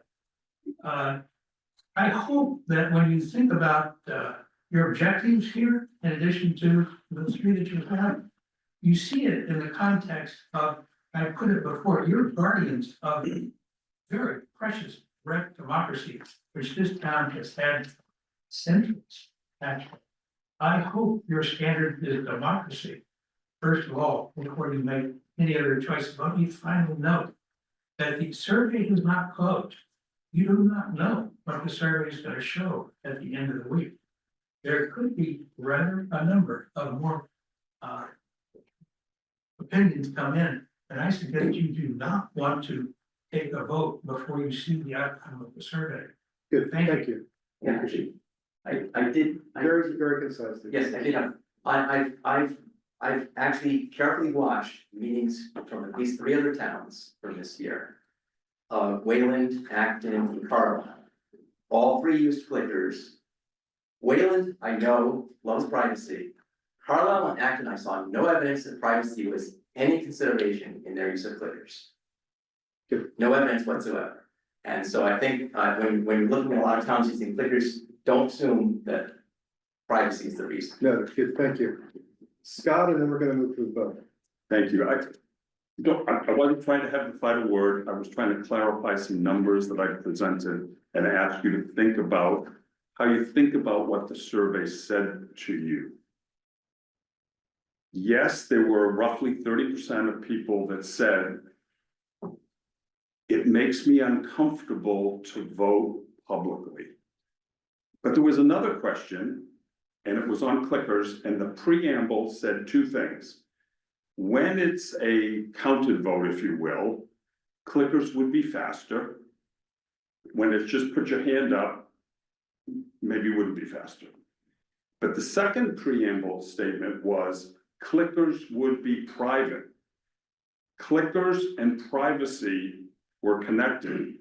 And if I remember the numbers, there were about 85% in one of the preliminary reports of people who wanted clickers. So we might want to ask ourselves if the way we should think about what the public said to us, it may be correct to interpret it as 30% said they were uncomfortable voting publicly. 85% said they wanted clickers with the understanding that they would be private. With respect, Yes. I think you can attribute the yes or no on that feature, so to speak, Yeah. to either a cause of the privacy or the improved time, the performance. And the base rate for I care a lot more about the performance, Yeah. is a lot higher, over 50%. Yeah. Well over, compared to about 30% for privacy. I'm not saying that either factor is insignificant, but I would expect that the dominant factor in that yes or no is probably speed. It may be, but that's an assumption, sir. Yeah. And it's Yeah. not a fact, and you'd have to go back and re-ask the question Right. to really know the answer. But I didn't want to get into a debate about yeah. what the numbers meant. Yeah. I simply wanted to call to the committee's attention Yeah. that there are many ways to think about how many of our fellow citizens and neighbors would like to have privacy. Good, thank you. I'd like a motion. I mean, what I drafted was, our committee recommends use of private voting or secret ballots at town meeting, never, only, or routinely. We could make a different motion, which is that we believe that that voting at town meetings should be public. Is there a proposal for a motion tonight? First of all, do we feel it's appropriate to make a motion? Yeah, I have a point of order, which is on that issue. okay. I don't think this is the time to decide this by motion. 2 reasons. One, for the reason David Allen suggested, which is we don't have all the survey results yet. And then really, even if it's almost all, we still should wait. But more importantly, I think the motion on privacy depends on whether we have clickers. Because if we have privacy, and it adds extensively to the meeting because we have to go through the whole process of counting paper ballots. I think that makes a difference. So I think we got the cart before the horse, but I also think we should postpone any vote until after the end of the survey. And the third reason is tomorrow night, Exactly. we're holding a hearing to get additional input. Very good. And we shouldn't vote until we've heard people. Okay, and I think I suspected Parashar and Carmen had similar points to make. Exactly. Good, thank you. So, we've talked a lot about privacy. Without a vote, do we have a sense as to where we are in this? I mean, well, okay, look, we're doing exactly what we're talking about, right? Which is we've deliberated and we're gonna go away and vote later on. Yeah, So- and people might be uncomfortable answering your questions publicly, but they might be willing to do it if they did with a little ballot. So let me rephrase it then, thank you. Are we ready to move on to the next topic, from our discussion of privacy? Good, thank you. Okay, so moving forward then, without a motion, on to electronic voting. Now, we ran pretty long on this. I think, Mark, you can read the room in terms of where we seem to be around privacy. I gave you 5 minutes for a presentation. I'm gonna hold you to 5. But I did offer you to get a chance to speak, so. Okay, I'd like to go over 4 slides and then I'll make quick comments after that. Shannon, can we start with what I labeled as exhibits? Yeah, I'll get you there, okay? So in the, If you go to the presentation that has Mark's name next to it, Yeah, this actually, you can change my glasses. you're like, go 2 down on that list. Tina's card. I believe. Oh, there it is, got it, yeah. Page 81 of our packet of materials for tonight. Okay, you want this picture? Yeah. I do, but we've cut it off. Can you? The top, the key. Right, so, what this shows is that every surrounding town, that has open town meeting has adopted clickers. Waltham has a mayor, Lexington, Burlington, Billerica, and Chelmsford all have representative town government. So unless we think that we have cracked the code and the others never figured it out, I would ask you to look at the extrinsic evidence of more than 90% of our surrounding towns have adopted clickers. Combined with survey results that show 85% of our respondents would like clickers. Can we now go to, and that's the only slide I'll show in the exhibits. Can we just go to the presentation itself? There we go. Slide number 2. So this is the 30-year-old problem, disenfranchisement, and I think we need to tackle it. Slide number 5. It's been noted that, clickers shouldn't be used to address a cultural problem of conduct. I would contend that Concord needs more accurate data. We have no data on abstentions. Most articles, we have no data on the yeses and the nos. We have no data as to non-high point attendance. So if we're really gonna get serious about making decisions that are in the best interests of ourselves and our community, I think Concord needs to move forward in a data-driven, data-based sort of situation. We can make better decisions. Next slide is slide number 9. One of the issues that's been touched really lightly that I think we need to hit pretty hard is that clickers will be welcoming, they will be inclusive. I'm in fact surprised that the League of Women Voters and the Concord DEI committee hasn't jumped on this. I mean, let's look at the mission statement. The mission statement of League of Women Voters is to protect and expand voting rights and ensure everyone is represented in our democracy. Let's look at their voting rights perspective. They're dedicated to using advocacy, litigation, and resources to include more voters, expand and protect voter access. Importantly, look at one of the goals of the DEI committee of Concord. The goal is for everyone who lives in Concord to be welcomed, valued, respected, and heard. So I can't think of another area where 25 to 30% of our constituent, our town is uncomfortable, but we're saying, that's okay.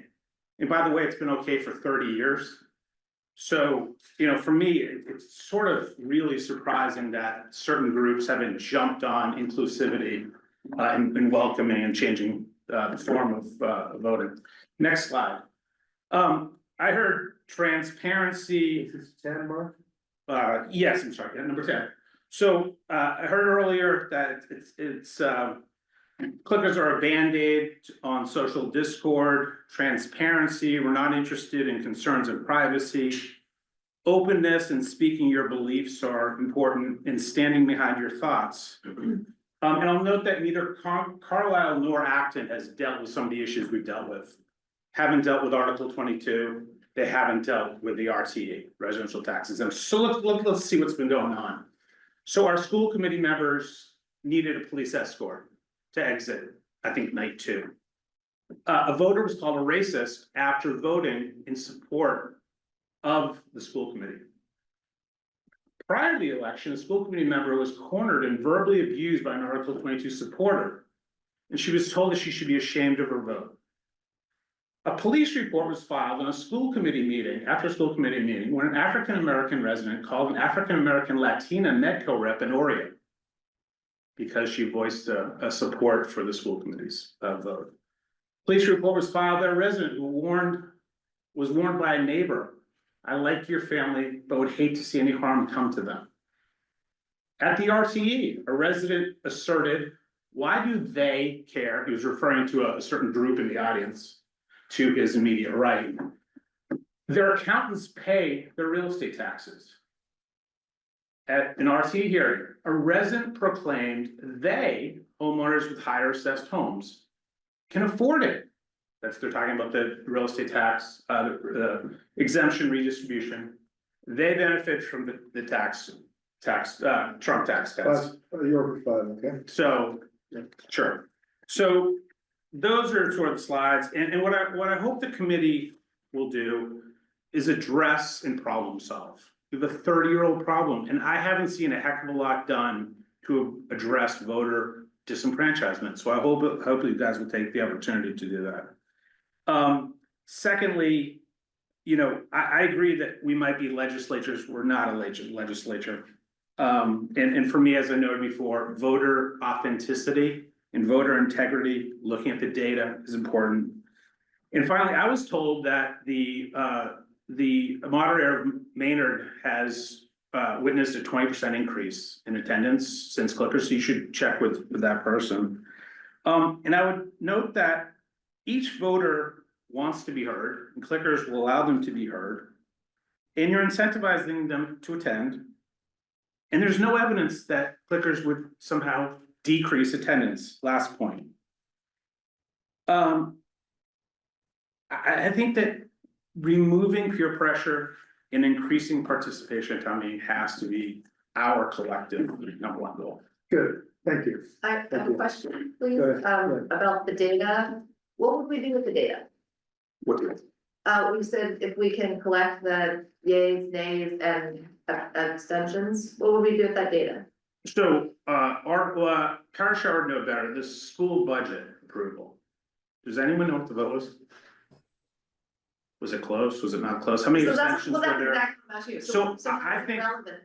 I think if it's 52% under the current construct, with people not raising their hand, people abstaining, people changing their vote, I think that's massively telling. And if it's that close Yeah, on a particular article, you might walk away with, what we thought was determinative wasn't. wait, so are you questioning the accuracy of the vote? That's what I'm trying to get at. Do you want a more accurate Yeah, vote so at I the want- time, or do you want something after the fact to look back and say, actually, that vote that we took isn't really representative? No, I think both. I think in real time, we have the technology to do it in a nanosecond. Right, It takes 30 seconds. and so what if it's 51%? then I think it's telling. What, that- that's what, can you tell me? a Right, little- so in other words, if it passed by 51%, Mhm. then the superintendent may say, wow, last year's vote was close. And I'm not gonna do that again, because, you know, it passed by 1%. So I think that knowing 51% versus 75% in that one example could be important. But I would ask you, what is the harm of knowing the data? Oh, I don't I mean- necessarily think That they're was a hard, good question. yeah, the question was, you were saying that we would have that data, and what I was wondering is this setting us up to be more like, well, it only just barely passed, so. Well, I think it's setting up to, and a lot of this is sort of high interest attendance, which I think actually inflates the numbers we have. So we think we're at 5.5% in the last 10 years. I would say if you basically weighted it, I looked at every warrant article and the percentage who actually voted to be significantly less than that. So I think we're kidding ourselves, and I don't see a downside in not getting the data because we can make better decisions as a community. And that's what I wanted to Good, yeah, good. Thank you. I'm gonna go to Parashar and then Joe and then Elizabeth. Parashar, please.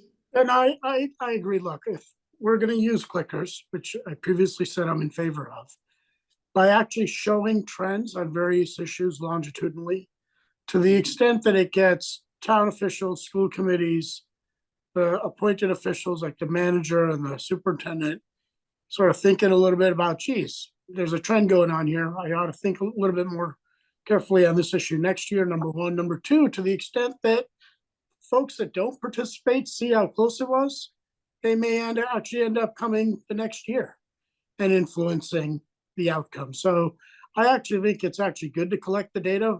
Nothing's going to change on the spot, but also just getting the fact out, because right now it's, an overwhelming majority. Well, was it 75, 80%, or was it really 60-40 and the words overwhelming were used to describe more than 50? So I think it's much better to give people a sense of the true quantitative impact of these votes and see what happens over time. Good, thank you, Parashar. I'm gonna go to Joe Lauren briefly. We're Yeah, watching the clock. Harsher covered most of what I was gonna say. I was just would add, though, that it actually is data that can be used on an ongoing basis to improve town meeting. So if, for example, you saw that votes later in the evening were closer or had fewer votes than those at another time, right? You can use that data. We, Good, as a town, can use that data to improve things over time. good, thank Can I you. ask a question? Please, Shannon, please. So for towns that do use clickers, does the town clerk in the meeting minutes put what the percentage is? It depends. Yeah, It's not. Because that could be Yeah. like a relevant way to use that data Yeah. right away and keep track of it. I was just It's not, curious. it's not I think consistent. that when you watch town meeting also, it would just be on the Yeah. screen. The actual number was gonna be on the screen, not just passed or not passed, but the number of votes on each side. 3, yes, no, how many abstained? Yeah. But the number is on Yes, there, yes, it's it not is. just Correct. yes, no. Correct. Yeah. I think if we used it, it would be, that's very easy to put in the minutes. And Archer's point was overwhelming 60-40 or. Yeah, good, thank you. Yeah. Elizabeth Moore, please. Oh, I just wanted to answer that question real quick and then make a real quick statement.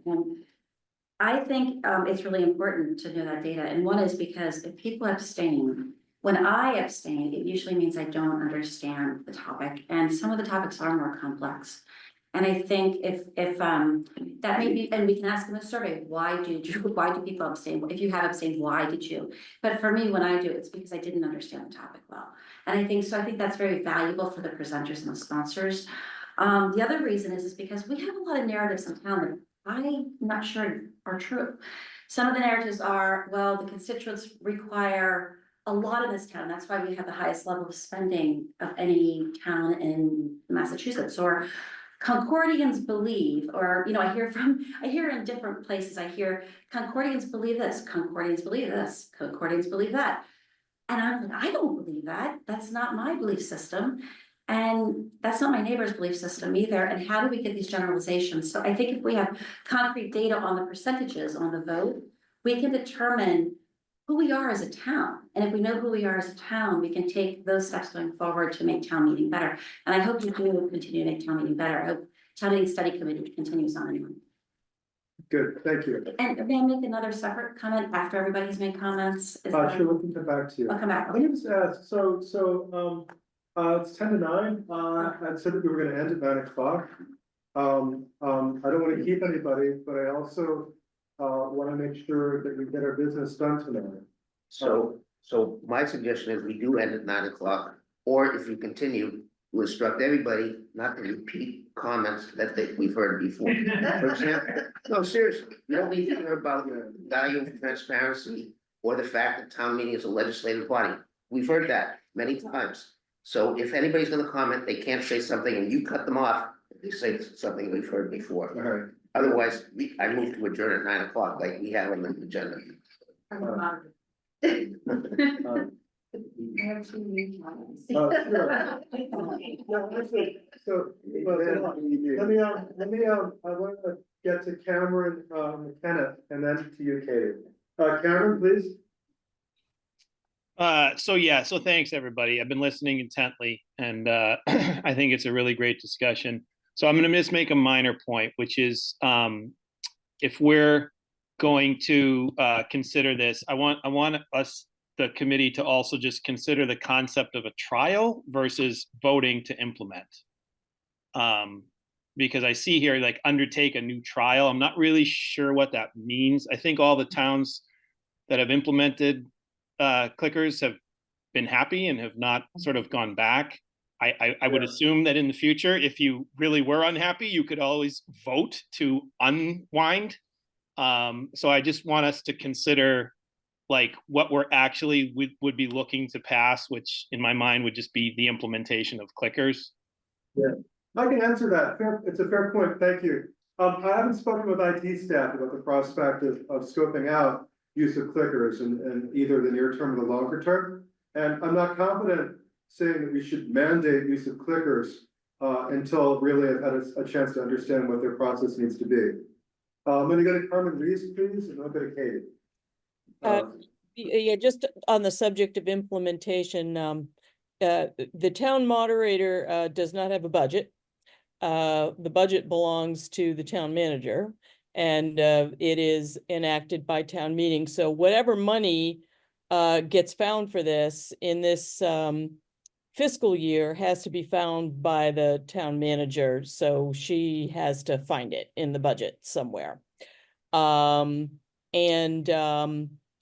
I think it's, I would, if the committee does recommend that we implement electronic voting, I think we've got enough time to investigate what the best way to do that is from our town's perspective. Every town has done this differently. Some rent, some buy, some handle the technology in-house, some outsource it. I'm not sure what our town would want to do. So I think we would need to leave that to them, as well as the budget issue. So I would urge the committee to frame this as our just as a recommendation, and you don't have to recommend a trial or just recommend the adoption of electronic voting with the town to determine what system and what terms. Good, thank you. Katie President, please. Okay, so first comment, I think town meeting disenfranchises more people by the amount of time it takes than by private voting. So question for the moderators, would implementing clickers be equal to or less time than we're currently spending at town meeting, everything else the same? I can address that. I think the Wayland, their average time for a vote is about a minute. The longest was about 2 minutes. Typically report, votes, 30 seconds, 40 seconds, a minute or so. That's just for capturing the vote. I haven't seen, and maybe by watching videos, you might have a comment on this, David Carr. Yeah. I haven't seen how long it takes to report the vote. But basically holding up the paper slips and the moderator eyeballing it versus counting with the clickers, it's pretty close. it's pretty close. It could be the clickers, Acton is a system that's slow, actually, for clickers. It's actually, it takes more time to use clickers than it would with the paper slips. But if you're gonna count person by person, so it can be a wash if things are going well, and it's clearly better if, but like the last town meeting, probably clickers would undersave this many time. So Carmen, please. Yeah, that's the answer. It would save us time on a counted vote. If we don't have any counted votes, it saves us no time at all. In fact, it might take a little longer. Yeah, good, thank you. David? David, I have an operational question. Yeah. I know we're running short on time. So we have a lot of like abstainers, so people leaving the meeting early and they turn in their clickers. Are those showing up on the graph as abstainers? Is it that that's more than 50% potentially, so we don't get a clear vote or we don't have a winner, let's say? that's a detailed question. I'm gonna ask you to defer that. We can talk about it actually. Okay. I think the answer though is you have to activate, you have 3 choices. Okay. Yes, no, abstain. Got it. That answers my question. So it won't self. You know, So, we're about out of time for the meeting. 1 second, David. So, my goal tonight was to see if we could vote on both of these things, but obviously we're not gonna do that. So I think, I think we'll pick up clickers again, at the top of our next meeting on the 12th. I think we've heard a lot. I think, the questions are still these questions. I think, we seem to have some, I think, emerging consensus around private voting. I think you have some understanding around the time savings. I think the other questions are interesting. But I asked that the committee in particular, if you've got questions around clickers, that we come with questions when we meet again, so we can air out what we need to air out. Carmen Reese, please. Thanks. I just want to draw the committee's attention to the 2019 trial results. We had a survey and also we chose a technology after doing a lot of research, and there were instructions and a sheet that showed the clicker and explained how it would be used and answered a lot of questions, and those were distributed earlier today and they're on our website, so you can see that for information. Good. Before we close, David Allen, you have 1 minute. I noticed that peer pressure is being used here to push us to clickers by looking at the surrounding towns. It's helpful to deal in fact when we're being frankly treated in a way we shouldn't be. There are 260 open town meetings in Massachusetts. If 70 of them use clicker, 190 of them do not use clicker. If you like some peer pressure. What we have seen here is a recitation of frankly bad behavior. Someone called a racist, a school committee person pushed up against the wall or whatever, and another whole list. By clickers, we're saying, oh, okay, have those feelings, just keep them hidden. Instead of operating democracy where these matters, if it goes well, are brought out onto the surface instead of getting bad behavior. As Alice pointed out to us, there could be clickers all the time. Probably not what David has discovered when you look at other towns. They use them sparingly. What's that tell you? The other votes are not private. Good, thank you, thank you. And with that, I thank everyone for your patience and your attention. And we are concluded at 9 o'clock.